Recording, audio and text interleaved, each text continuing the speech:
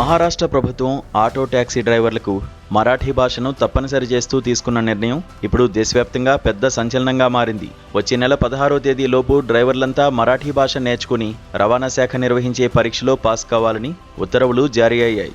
ఒకవేళ అలా చేయని పక్షంలో వారి లైసెన్సులు, బ్యాడ్జీలను నేరుగా రద్దు చేస్తామని రవాణా మంత్రి ప్రతాప్ స్పష్టం చేశారు.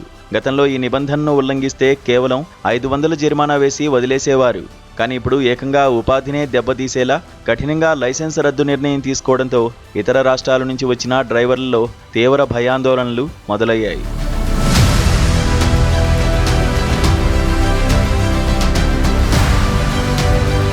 ఈ హఠాత్తు నిర్ణయం వల్ల ఉపాధి కోసం ఇతర రాష్ట్రాల నుండి మహారాష్ట్రకు వచ్చిన లక్షలాది మంది డ్రైవర్ల భవిష్యత్తు ఇప్పుడు ప్రశ్నార్థకంగా మారింది.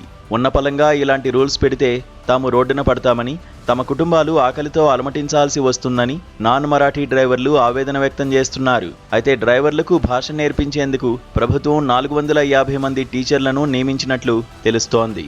స్థానిక ప్రజలతో, ప్రయాణికులతో కమ్యూనికేషన్ సులువుగా ఉండడానికే ఈ నిర్ణయం తీసుకున్నామని, ఇది ప్రయాణికుల భద్రతకు, సౌకర్యానికి ఎంతో అవసరమని అధికారపక్షం గట్టిగా సమర్థించుకుంటోంది.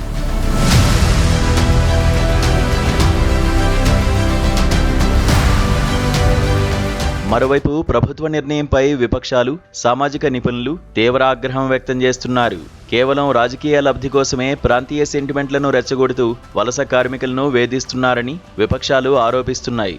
రాజ్యాంగం ప్రకారం దేశంలో ఎక్కడైనా నివసించే, నచ్చిన పని చేసుకునే హక్కు పౌరులందరికీ ఉందని, ఇలాంటి నిర్ణయాలు దేశ సమగ్రతకు భంగం కలిగిస్తాయని నిపుణులు హెచ్చరిస్తున్నారు. ముంబై లాంటి కాస్మోపాలిటన్ నగరాల్లో రవాణా వ్యవస్థ సజావుగా సాగడానికి ఈ వలస డ్రైవర్లే కీలకమని, వారిని ఇబ్బంది పెడితే మొత్తం రవాణా వ్యవస్థ స్తంభించిపోతుందని పరిశీలకులు హెచ్చరిస్తున్నారు. భాషాభిమానం చాటుకోవడం మంచిదే, కానీ అది బలవంతంగా రుద్ది పేద కుటుంబాల పొట్టగొట్టేలా ఉండకూడదని హితవు పలుకుతున్నారు.